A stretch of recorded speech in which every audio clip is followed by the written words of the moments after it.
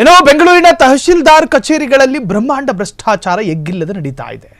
ತಹಶೀಲ್ದಾರ್ಗಳ ವಿರುದ್ಧ ಸರ್ಕಾರಕ್ಕೆ ಸಾಲು ಸಾಲು ಕಂಪ್ಲೇಂಟ್ಗಳು ಹೋಗ್ತಾ ಇದೆಯಂತೆ. ಬೆಂಗಳೂರಿನ ತಹಶೀಲ್ದಾರ್ ಕಚೇರಿಗಳಲ್ಲಿ ಬ್ರಹ್ಮಾಂಡ ಭ್ರಷ್ಟಾಚಾರ.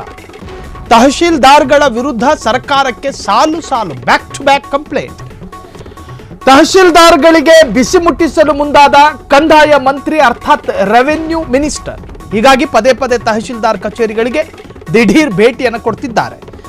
ಅನೇಕಲ್ ತಹಶೀಲ್ದಾರ್ ಶಶಿಧರ್ ಮಡ್ಯಾಳ್ ಈಗಾಗಲೇ ಅವರನ್ನು ತರಾಟೆಗೆ ತೆಗೆದುಕೊಂಡಿದ್ರು. ಯಲಹಂಕ ತಹಶೀಲ್ದಾರ್ ಶ್ರೇಯಸ್, ನೆಲಮಂಗಲ ತಹಶೀಲ್ದಾರ್ ಅಮೃತ್ಗೂ ಕೂಡ ಬಿಸಿ ಮುಟ್ಟಿಸಿದ್ರು.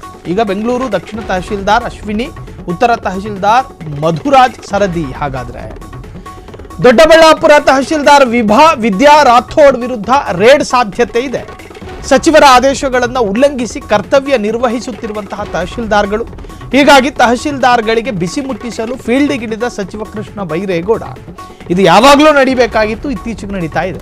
ಎಷ್ಟೇ ಎಚ್ಚರಿಕೆ ನೀಡಿದ್ರು ಮಾಡಬಾರದ ಕೆಲಸ ಮಾಡ್ತಿರೋ ತಹಶೀಲ್ದಾರ್ಗಳು. ಕಂದಾಯ ಮಂತ್ರಿ ನಡೆ ಬೆಂಗಳೂರು ತಹಶೀಲ್ದಾರ್ಗಳಿಗೆ ಢವಢವ ಶುರುವಾಗಿದೆ. ಎಲ್ಲೇ ಮೀರಿ ಸಾಗಿದಾಗ, ತನ್ನ ಕರ್ತವ್ಯವನ್ನ ದುರುಪಯೋಗ ಪಡಿಸಿಕೊಂಡು ಸೀಮೆ ಮೀರ್ ಹೋದಾಗ ಕಂದಾಯ ಸಚಿವರು ಎಚ್ಚೆತ್ತುಕೊಂಡಿದ್ದಾರೆ. ಈ ತರಹದೊಂದು ಎಚ್ಚರಿಕೆ ಪ್ರತಿ ಇಲಾಖೆಯಲ್ಲೂ ನಡೀಬೇಕು. ಅಬಕಾರಿ, ಮತ್ತೊಂದು ಆರೋಗ್ಯ, ಮಗದೊಂದು, ಹೀಗೆ ಎಲ್ಲ ಇಲಾಖೆಗಳಲ್ಲೂ ಕೂಡ ಆಯಾಯ ಸಚಿವರು ಹಿಂಗೆ ಎಚ್ಚೆತ್ತುಕೊಂಡು ಅವರವರಿಗೆ ಸಂಬಂಧಪಟ್ಟಂತಹ ಸ್ಥಳೀಯ ಅಧಿಕಾರಿಗಳನ್ನು ತರಾಟೆಗೆ ತೆಗೆದುಕೊಂಡ್ರೆ ನಮ್ಮ ರಾಜ್ಯದಲ್ಲಿ ಭ್ರಷ್ಟಾಚಾರ ಸ್ವಲ್ಪ ಮಟ್ಟಿಗೆ ಕಮ್ಮಿ ಆಗುತ್ತೆ. ತಹಶೀಲ್ದಾರ್ಗಳಿಗೆ ಬಿಸಿ ಮುಟ್ಟಿಸಲು ಮುಂದಾದ ಕಂದಾಯ ಮಂತ್ರಿ. ಹೀಗಾಗಿ ಪದೇ ಪದೇ ತಹಶೀಲ್ದಾರ್ ಕಚೇರಿಗಳಿಗೆ ದಿಢೀರ್ ಭೇಟಿಯನ್ನು ಕೊಡ್ತಾ ಇದ್ದಾರೆ. ಅದಕ್ಕೆ ಸಂಬಂಧಪಟ್ಟಂಥ ವಿಜುವಲ್ಸ್ಗಳು ಕೂಡ ಈಗ ವೈರಲ್ ಆಗ್ತಾ ಇದೆ. ಆನೇಕಲ್ ತಹಶೀಲ್ದಾರ್ ಶಶಿಧರ್ ಮಡ್ಯಾಳ್ ಈಗಾಗಲೇ ತರಾಟೆಗೆ ತೆಗೆದುಕೊಂಡ್ರು ಮೊನ್ನೆಯಷ್ಟೇ. ಇನ್ನು ಯಲಹಂಕ ತಹಶೀಲ್ದಾರ್ ಶ್ರೇಯಸ್ ಜೊತೆಗೆ ನೆಲಮಂಗಲ ತಹಶೀಲ್ದಾರ್ ಅಮೃತ್ಗೂ ಕೂಡ ಬಿಸಿ ಮುಟ್ಟಿಸಿದ್ರು ರೆವೆನ್ಯೂ ಮಿನಿಸ್ಟರ್.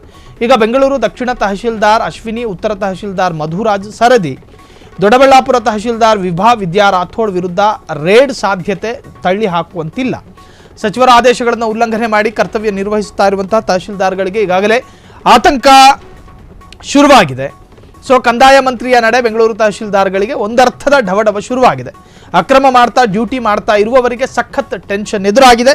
ಇದು ಕೇವಲ ಕಂದಾಯ ಇಲಾಖೆಗೆ ಮಾತ್ರ ಸೀಮಿತವಾಗದೆ ಸಿದ್ದರಾಮಯ್ಯರ ಸರ್ಕಾರದ ಎಲ್ಲ ಇಲಾಖೆಯಲ್ಲೂ ಕೂಡ ಈ ತರಹದ್ದೇ ಒಂದು ನಡೆ ಅಥವಾ ಪ್ರಯತ್ನ ನಡೆದರೆ ರಾಜ್ಯದಲ್ಲಿ ಸ್ವಲ್ಪ ಕಡು ಭ್ರಷ್ಟಾಚಾರಕ್ಕೆ ಕಡಿವಾಣ ಹಾಕಬಹುದು. ಕ್ಷಣ ಕ್ಷಣದ ಸುದ್ದಿಗಳಿಗಾಗಿ ಫ್ರೀಡಂ ಟಿವಿ ಸಬ್ಸ್ಕ್ರೈಬ್ ಮಾಡಿ, ಲೈಕ್ ಮಾಡಿ ಹಾಗೂ ಫಾಲೋ ಮಾಡಿ. ಹೊಸ ಸುದ್ದಿಗಳ ನೋಟಿಫಿಕೇಶನ್ಗಾಗಿ ಬೆಲ್ ಐಕಾನ್ ಮೇಲೆ ಕ್ಲಿಕ್ ಮಾಡಿ.